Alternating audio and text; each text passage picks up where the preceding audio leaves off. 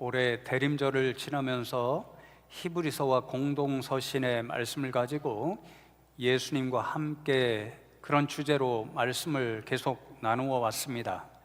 지금까지는 주로 히브리서와 공동서신의 말씀들이 우리에게 보여주는 예수님은 어떤 분이신가, 예수님은 누구신가, 이러한 생각을 가지고 여러분에게 말씀을 전해드렸습니다. 오늘은 조금 달리 예수님이 기뻐하시는 일꾼은 어떤 일꾼일까? 이제 예수님이 다시 오심을 우리가 간절히 기다리는데, 만일 예수님이 다시 오셔서 12 제자를 선택하셨던 것처럼 우리 가운데 함께 주님이 일하고 싶은 일꾼을 찾는다면 주님은 어떤 일꾼을 찾으실까? 이런 생각을 가지고 오늘 말씀을 함께 나누면 좋겠습니다. 오늘 함께 나눌 요한 3서의 말씀은 전부가 15절 한 장으로 되어 있는데, 말씀 전체를 읽어보면 그 핵심이 교회의 일꾼에 대해 교훈하고 있다는 것을 알 수 있습니다. 한쪽에는 교회 공동체뿐만 아니라 더 중요하게는 예수님이 정말 기뻐하시고 사랑하실 일꾼들이 있는가 하면, 다른 한편에는 예수님으로부터 무섭게 책망받을 수밖에 없는 그런 일꾼이 기록되어 있습니다. 오늘은 시간이 부족해서 부정적인 일꾼, 예수님으로부터 책망을 받을 수밖에 없는 일꾼, 물론 설교 시간에 간단히 언급하겠지만 그런 일꾼에 대해서는 나누지 않고 긍정적으로 주님이 보실 때 기뻐하실 일꾼, 내가 이 일꾼이라면 함께 사역하고 싶다, 주님께서 그렇게 여기실 일꾼에 대하여 말씀을 나누면서 저와 여러분도 주님이 기뻐하시는 일꾼이 되면 좋겠다, 이런 생각을 결단하는 시간이 되면 좋겠습니다. 요한3서 짧은 말씀이지만 이 말씀을 보면 주님이 기뻐하실 두 일꾼 혹은 두 부류의 일꾼을 우리가 발견하게 되는데요, 첫 번째로 주님께서 기뻐하시는 일꾼은 주님이 명령하신 사명을 충성되게 감당하는 일꾼입니다. 오늘 말씀 7절을 보시면, 이는 그들이 주의 이름을 위하여 나가서 이방인에게 아무것도 받지 아니함이라, 그렇게 말씀하죠. 그들이라는 일꾼이 있는데 이들이 주의 이름을 위하여 나갔다는 말은 교회로부터 파송을 받고 세상으로, 열방으로 나갔다, 그렇게 나가서 맡겨진 사역을 감당하는데 이방에게는 아무것도 받지 않아야했다. 이 말씀은 자신들이 사역하는데 필요한 사역비 혹은 생활비를 전혀 받지 않았다, 이런 뜻입니다. 핵심이 주의 이름을 위하여, 그래서 오늘 말씀의 제목을 제가 주의 이름을 위하여 이렇게 정하였잖아요. 그 뜻은 예수님의 이름을 위하여 혹은 예수님의 복음을 위하여, 이런 뜻입니다. 그러니까 그들이라는 일꾼은 교회로부터 파송을 받고 세상 열방 곳곳으로 나가서 예수님의 이름, 예수님의 복음을 전하는 사명을 감당하는 일꾼이었습니다. 이 그들의 정체를 사도 요한은 5절에서 이렇게 우리에게 알려줍니다. 사랑하는 자여, 내가 무엇이든지 형제 곧 나그네 된 자들에게 행하는 것은 신실한 일이니, 그렇게 말씀하죠. 그들이라는 일꾼은 형제 곧 나그네 된 자들입니다. 형제는 오늘날 우리가 교회에서도 옆에 분들에게 이제는 권사님, 직분으로 편하게 부르기는 하지만요, 여전히 형제님, 자매님 이렇게 부르잖아요. 초대교회 성도님들이 하나님 안에서 한 가족이었기 때문에 성도님들을 형제님, 자매님 불렀습니다. 근데 그렇게 형제님, 자매님이라 불리는 성도님들 가운데 특별히 어떤 분들이 있었냐면요, 스스로 나그네가 된 성도님들이 있었습니다. 그분들이 그들이라고 하는 일꾼이었습니다.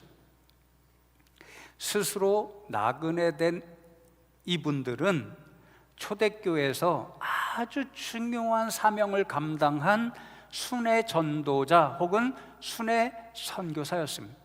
예수님께서 부활 성천하시면서 사도행전 1장 8절 우리가 너무 잘 아는 말씀에서 제자들에게 사명의 말씀을 명령하시죠. 오직 성령이 너희에게 임하시면 너희가 권능을 받고 예루살렘과 온 유대와 사마리아와 땅끝까지 이르러 내 증인이 되리라 하시니라. 그렇게 명령하셨습니다.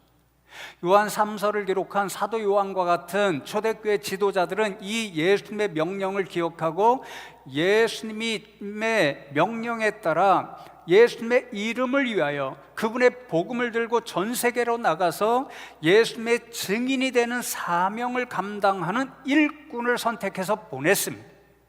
파송했는데 그들이 바로 순회 전도자, 순회 선교사였습니다. 대표적으로 우리가 잘 알죠. 사도행전 말씀에 보면 안디옥 교회에서 최초로 순회 선교사를 파송하죠. 그 두 사람이 누구였나요?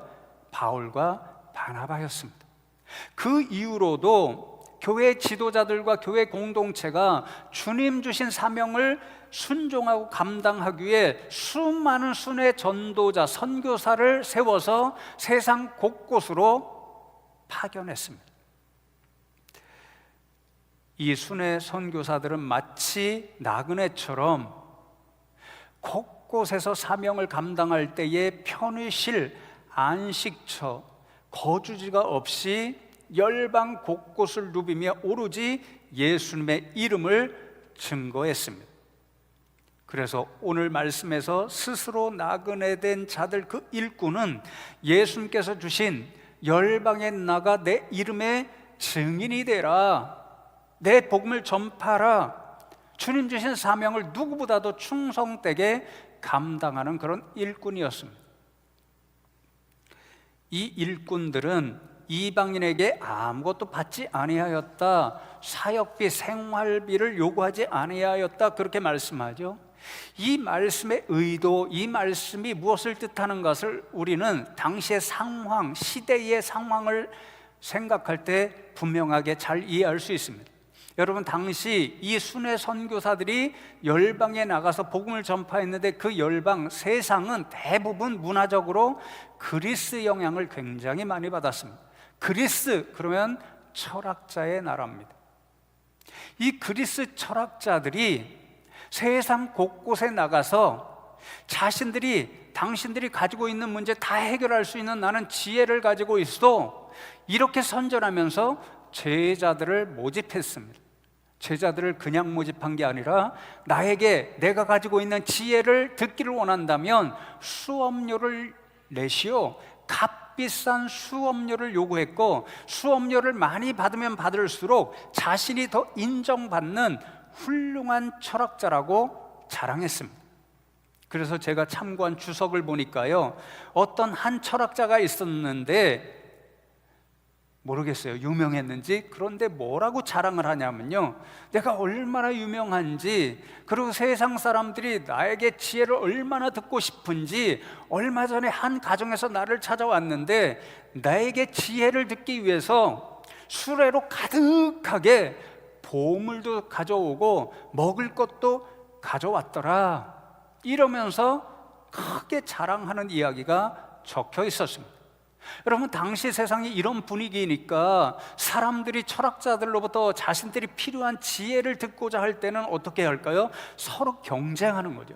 서로 모시기 위해서 많은 수업료를 아낌없이 가져다 주었습니다. 그러니까 이런 것을 이용하는 나쁜 사람도 생길 거 아니에요? 오늘날로 말하면 사기치는 철학자도 생겼습니다. 당신들이 내게 필요한 지혜의 이야기를 듣고자 한다면 많은 돈을 가져오시오, 그렇게 돈을 받고는 도망가는 거죠. 많은 수업료를 내야 하니까 부담이 되고, 이렇게 때때로 사기꾼 같은 철학자들이 나타나니까 그런 사람들이 크게 피해를 보았습니다. 그러나 여러분, 이런 시대적 상황을 생각할 때 순회 선교사들이 예수님의 이름을 전파하면서 우리에게 생활비를 주시오, 우리에게도 철학자들이 내는 것 같은 수업료 비슷한 것을 주시오, 그렇게 요구했다면 사람들이 어떻게 했을까요? 얼마 전에도 사기꾼 철학자 때문에 큰 피해를 보았는데 이 사람들도 사기꾼 아니야? 혹시 예수라는 그런 이름을 팔아서 자신들의 배를 채우기 위한, 욕심을 채우기 위한 그런 사기꾼들 아니야? 이렇게 오해받을 수 있잖아요. 그러면 순회 선교사들이 목적하는 바, 주님께서 주신 사명을 감당할 수가 없습니다. 주님의 이름을 전파할지라도 그 사람들이 오해하고 받아들일 가능성이 없습니다. 오히려 주님의 영광을 가릴 가능성이 많은 거죠. 그러니까 순회 선교사들은요, 이러한 일에 관심을 두지 않고 자신들이 복음을 전파하는 이방인 대상에게 선교비나 생활비를 요청하지 않았습니다. 오히려 그들의 유일한 관심은 주님의 명령, 주님의 말씀에 순종하여서 예수 이름을 가지고 세상 사람들에게 전하는 것, 그래서 예수의 복음을 통해서 한 영혼이라도 더 구원받게 하는 것, 이것만이 그들의 유일한 관심사였습니다. 성도 여러분, 그렇습니다. 우리 주님이 기뻐하시는 일꾼은 이 일꾼들처럼 예수님께서 주신 사명을 충성되이 감당하는 일꾼입니다. 자신이 유명해지기 위해서 이러한 사명을 감당하는 것이 아니지요. 이 일꾼들처럼, 오늘 성경 말씀에 기록된 순회 선교사들처럼 내가 세상에 나가서 예수님의 이름을 증거했더니 수많은 사람들이 나의 말에 감동받고 복음을 믿기로, 그래서 많은 결실을 이루었다, 이런 것을 자랑하기 위함도 아니지요. 어떤 선교사들처럼 내가 세상에 나가서 곳곳에 선교지, 그곳에 학교도 세우고 뭐도 세우고 많은 선교지를 개척했으니까 한국교회에 재정 후원을 많이 해주시오, 이렇게 요청하기 위함도 아니었지요. 오로지 주님의 명령에 따라 예수님의 이름을 위하여, 그리고 죽어가는 영혼을 구원내는 예수님의 복음을 위하여, 이것만이 유일한 목적으로 삼는 그러한 일꾼, 그러한 일꾼을 우리 주님은 오늘도 찾으시고 또 그런 일꾼을 보실 때 기뻐하십니다. 이런 말씀을 생각하면서 늘 이맘때쯤이 되면 성도 여러분에게 오직 한 말씀 드리고 싶은 말씀이 감사의 말씀입니다. 올 2025년도 한 해도 돌아보면 여러분이 살아가는 삶의 현장이 참 만만치가 않았고 참 어려움이 많았습니다. 그럼에도 불구하고 주님 주신 명령에 따라 주님 주신 직분을 지키기 위해서 여러분이 얼마나 헌신해 오셨는가, 저보다도 우리 주님이 분명히 아실 것이고, 그런 의미에서 담임 목사로서 여러분에게 먼저 감사의 말씀을 드립니다. 더불어서 2026년도 다가올 새해에도 똑같은 마음으로 주님 주신 직분, 사명을 충성되이 감당해 주실 것을 간곡하게 부탁드립니다. 주님께서 보시고 우리 성도님들 한 분 한 분 주신 사명, 직분 감당하실 때 기뻐하시고 흐뭇해하시며 웃으실 줄로 믿습니다. 그런 일꾼들 되면 좋겠습니다. 두 번째로, 주님께서 기뻐하시는 일꾼은 사랑으로 동력자가 되어주는 일꾼입니다. 오늘 6절의 말씀을 보시면 그들이 교회 앞에서 너의 사랑을 증언하였느니라, 내가 하나님께 합당하게 그들을 전송하면 좋으리로다, 이렇게 말씀하죠. 시제가 다른 두 문장으로 되어 있죠. 전반부에 그들이 교회 앞에서 너의 사랑을 증언하였느리라 과거형으로 되어 있죠. 그들은 조금 전에 말씀드린 사도 요한이 파송했던 순회 선교사를 말합니다. 너는 요한 3서의 수신자, 1절의 말씀을 보면 사도 요한이 사랑하는 가이오라고 되어 있습니다. 어느 때에, 과거 어느 때에 사도 요한이 순회 선교사를 파송했는데 가이오가 섬기고 있는 그 교회 가운데 순회 선교사가 방문했습니다. 그때의 가이오가 순회 선교사들에게 사랑의 일을 베풀었습니다. 사랑의 일은 이 순회 선교사에게 자신의 집을 열어서 환영하고 맞이해서 숙식을 제공하고 그들의 사역비, 선교비를 제공해 주었다, 이런 말입니다. 그런 사랑을 받은 순회 선교사가 자신들을 파송했던 사도 요한과 교회 공동체에 돌아가서 우리가 어느 교회 갔더니 그 교회 끝에 가요라고 하는 충성스러운 일꾼이 있는데 우리에게 이렇게 큰 사랑을 베풀어 주었습니다, 이렇게 증언하며 칭찬을 한 거죠. 사도 요한이 그런 이야기를 듣고 가요에게 편지를 하면서 내가 이런 아름다운 사랑의 일을 베풀어 왔다고 하니 너무도 기쁜 일이다, 주님 안에서 진리의 일을 행하고 있다고 하니 너무 또 내가 들을 때에 기뻤다, 이렇게 격려하면서 다시 후반부에 뭐라고 부탁을 하죠? 내가 하나님께 합당하게 그들을 전송하면 좋으리로다, 미래형이죠. 이 편지를 통해서 사도 요한은 다시 한번 순회 선교사를 파송할 계획을 가지고 있는데, 순회 선교사가 다시 파송되어서 가요 내가 섬기는 교회에 이르게 되면 예전에 했던 것처럼 똑같이 하나님께 합당하게 하나님이 보실 때에 아 그래 잘하고 있어, 이렇게 생각하실 정도로 그들을 전송하면 좋겠다. 전송하면 좋겠다는 것이 똑같은 것입니다. 예전에 그랬던 것처럼 순회 선교사들을 맞아들여서 숙식을 제공해주고 떠날 때에 선교비를 제공해주면 좋겠다, 그런 부탁인 거죠. 조금 전에 여러분 말씀드렸죠. 이렇게 스스로 나그네 된 일꾼들, 순회 선교사가 된 일꾼들은요, 오로지 주님의 이름을 증거하고 주님이 맡기신 복음 전파의 사명을 감당하는 그 일에 목적을 두었고, 자신이 전도하는 대상 가운데 주님의 영광을 가리거나 전도나 선교의 문을 막아버리는 그런 일이 발생하지 않도록 생활비 혹은 선교비를 요청하지 않았습니다. 그러면 이들이 어떻게 이 사명을 감당할 수 있었을까요? 그 비용을 어떻게 충당할 수 있었을까요? 예를 들면 사도 바울처럼 일부는 자신들이 일을 해서 자비량 선교를 감당할 수 있었지만 대부분의 순회 선교사들은 그렇게 하지 않았습니다. 그렇게 할 여유가 없었습니다. 열심히 주의 이름을 전파하느라고 그런 일을 할 여유가 없었던 거죠. 그러니까 이분들의 선교비, 생활비, 때로는 숙식비를 누가 제공했냐면요, 가요와 같은 충성스러운 성도님들, 또 이미 세상 곳곳에 세워진 교회 공동체가 그 일을 감당해 주었습니다. 그래서 초대교회에서 가장 중요한 일, 가장 큰 사랑의 일이 바로 이런 순회 선교사를 위해서 기도하고 지원해 주는 일이었습니다. 왜 그랬을까요? 여러분 생각해 보십시오. 이 순회 선교사들은요, 자신들의 모든 것을 내려놓고 자신의 유익도 생각하지 않고 오히려 나그네처럼 정말 세상 곳곳을 누비며 오로지 주의 이름을 위하여 예수 그리스도의 복음을 전파해 영혼을 구원하기 위한 사명을 감당하는 사람들이었습니다.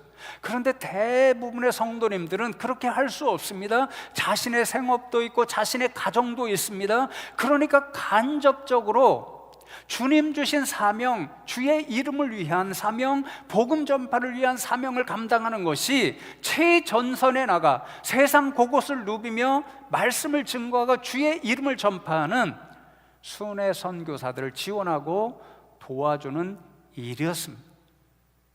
그래서 여러분, 오늘 8절 말씀이 조금 전에 읽었던 7절 말씀과 더불어 굉장히 중요한데요, 이렇게 적고 있죠.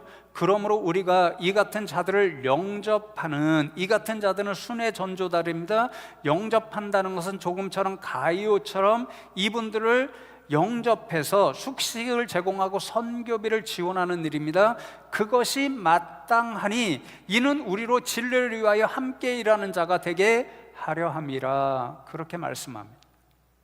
순회 선교사를 영접하여서 그들에게 필요한 것을 제공하는 것, 그렇게 사랑을 베푸는 것이 영적으로 마땅한 일이다. 성도님들이 교회 공동체를 해야 할, 하나님의 관점으로 해야 할 당연한 일이다, 그렇게 교훈합니다. 왜 그럴까요? 이는 그러잖아요. 성경에서 이는요 다 왜냐하면 이런 뜻입니다. 왜냐하면 우리로 진리를 위하여, 진리는 예수님이죠.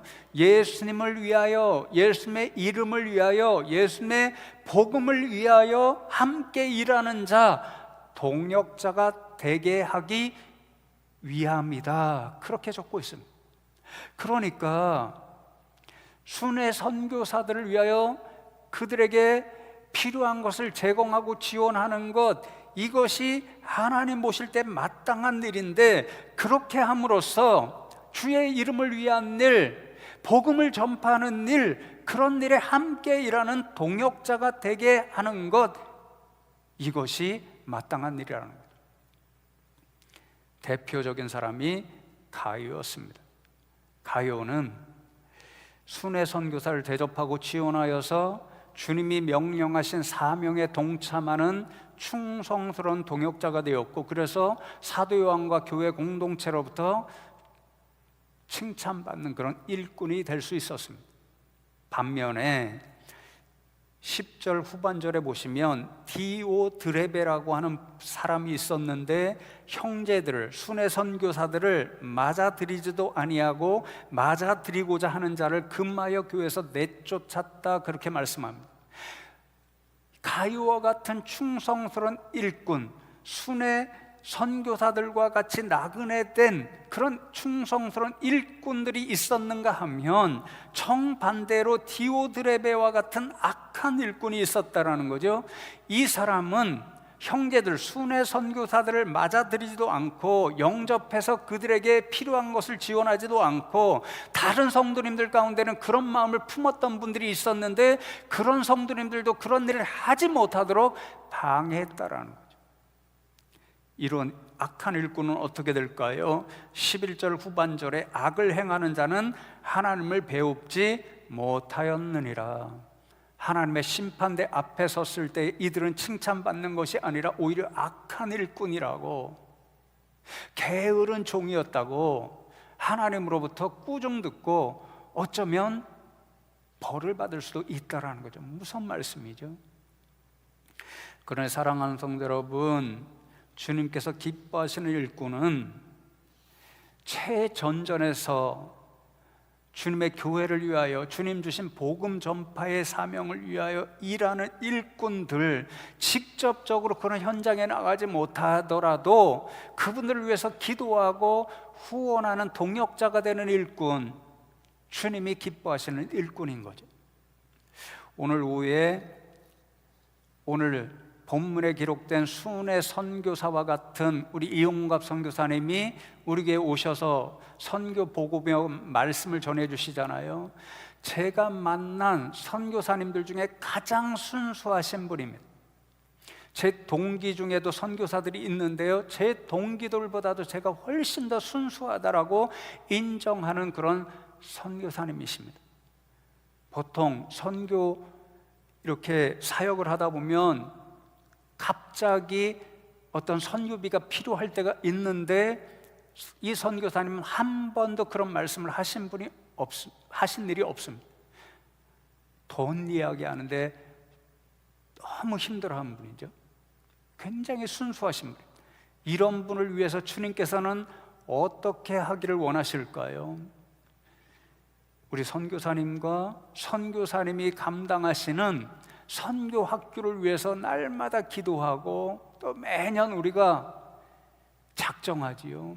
후원하기로 작정하지요. 이 사역을 위해서 후원하는 일꾼, 동역자가 되는 일꾼, 주님은 그런 분들을 기뻐하십니다. 해마다 우리가 이 선교사님 계시는 말레이시아로 단기 선교팀, 비전 트립 팀을 보내지요.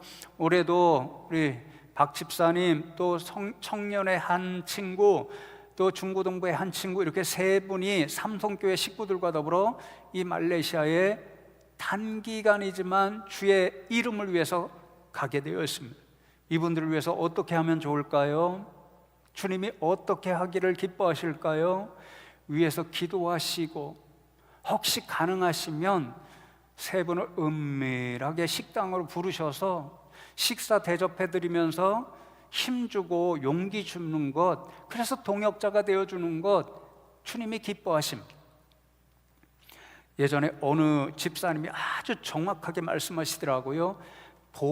가는 선교사가 가능하려면 더 중요한 것은 보내는 선교사가 있어야 한다는 것입니다.